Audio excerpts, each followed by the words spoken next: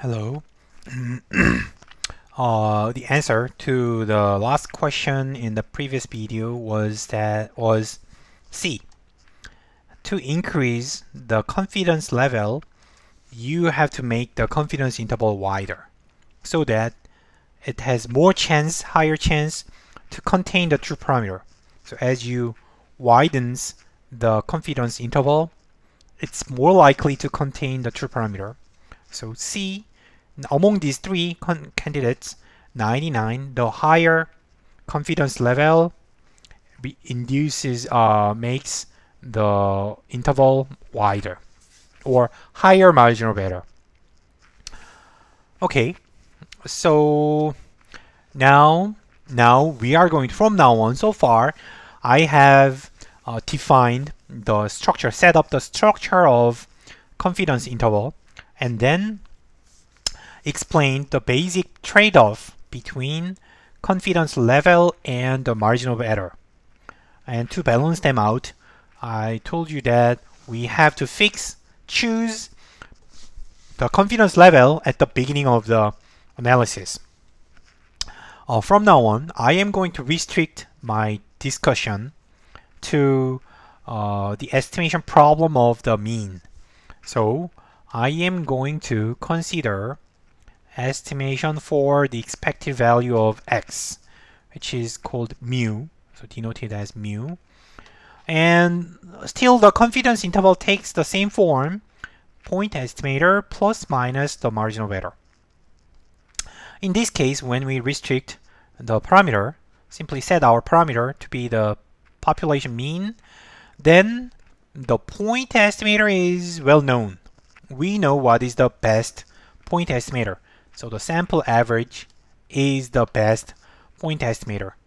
So you can just plug this in to theta hat, and no one can argue that it's not good. And anyhow, when you fix the point estimator, it only remains to derive the margin of error. And already we have set the confidence level at 95%.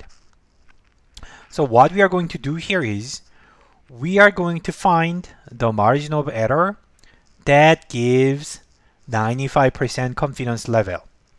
That's what we have to do from now, and it is based on the sampling distribution theory. So I am going to use the sampling distribution theory heavily from now. If you are not familiar with the idea, like while watching the video, stop the video here and go back to chapter 7 and review the ideas in that chapter. Let's start. So the first step is to write the given information in terms of in statistical notation. So we set the confidence level equals 95%. So 95% is the probability that your interval is given by point estimator minus m, point estimator plus m.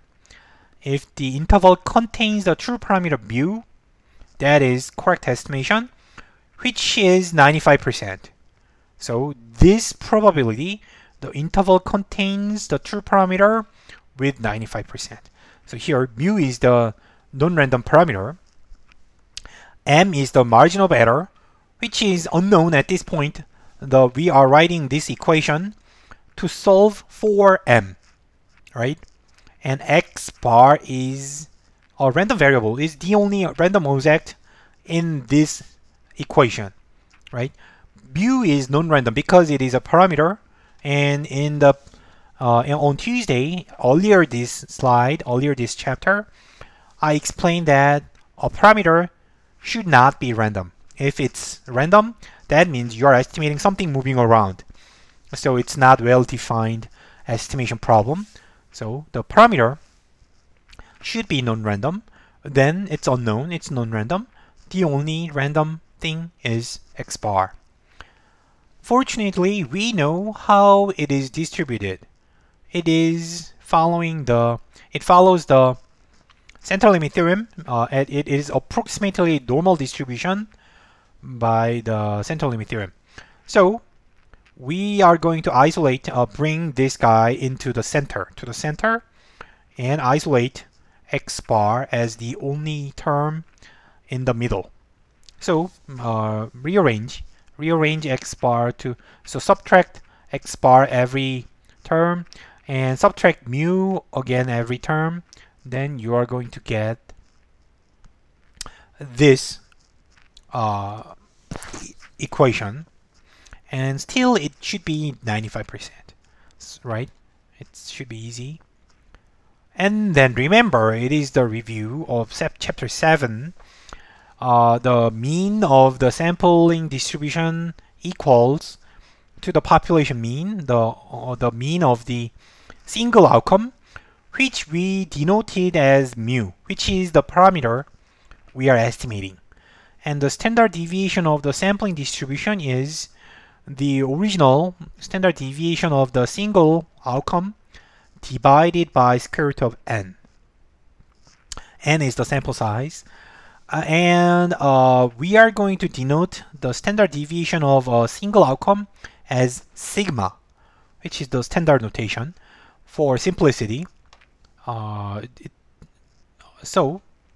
And finally, by the center limit theorem, x bar follows a normal distribution, and its parameters are given here.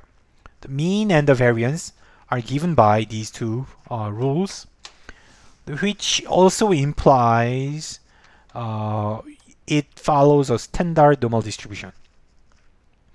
So standardize x bar using its mean and standard deviation.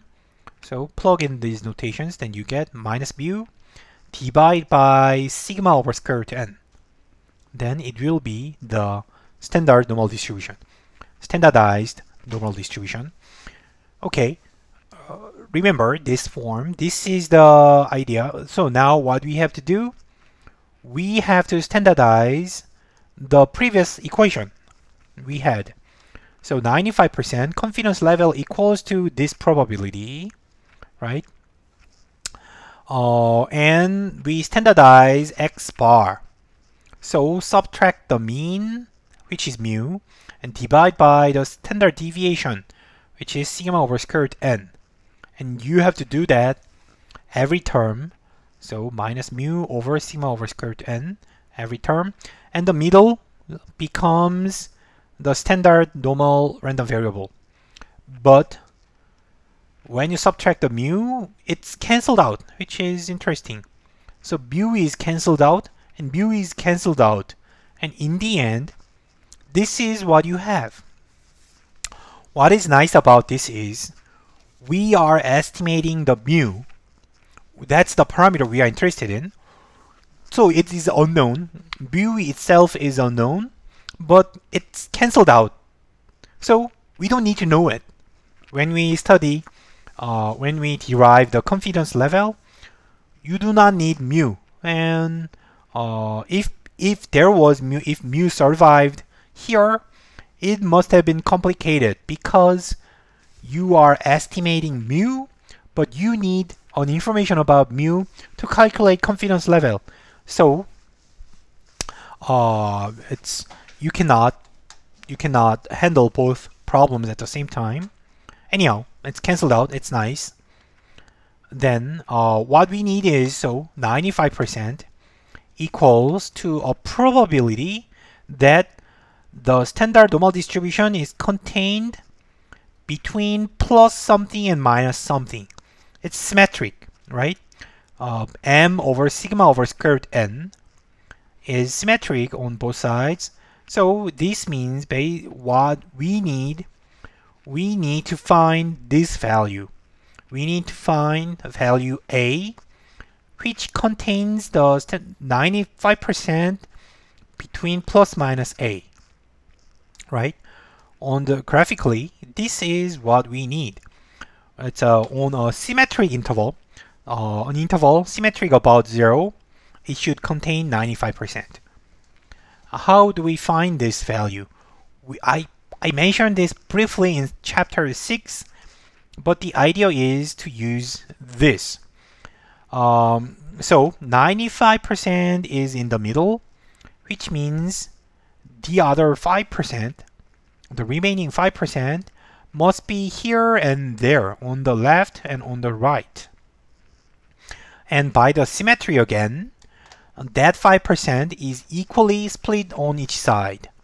So the positive side has 2.5%, negative side has 2.5%, which implies now that A plus A is the top 2.5% value. Minus A is the bottom 2.5% value. Or bottom A minus A is 2.5 percentile. But it is A plus A is 97.5 percentile. Remember, we wanted to use the cumulative distribution function. So to use that, we are looking for A, but here A, we know that probability Z greater than A is 2.5%. We want A, but this probability is not known. This probability is not cumulative. We want probability Z smaller than A, then it's not that difficult. It's not difficult. This side was 2.5%, so the other side has 97.5%. So this is a cumulative probability, and you can find A that corresponds to 97.5%. If you find it on Excel, you will get 1.96. I'm going to round all the numbers at the second decimal place. So actually it's 1.96 blah blah blah. It's a infinite decimal infinite number, but I'll just round it at the second place. So anyhow, it implies that plus minus 1.96 contains 95%, which is what we wanted. And compare this with the equation about the confidence level. So it's easy. Plus 1.96 should match this guy. And negative side, of course, matches this one. So they are basically one equation that did. So if you match this side, then the other side is automatically following. So anyhow, what we get is this equality between these two guys. And what you need is M. You are solving for the margin of error. And then it's easy. Just move this term, the denominator, to the other side of equality. Then you get margin of error equals to 1.96 times sigma over square root n.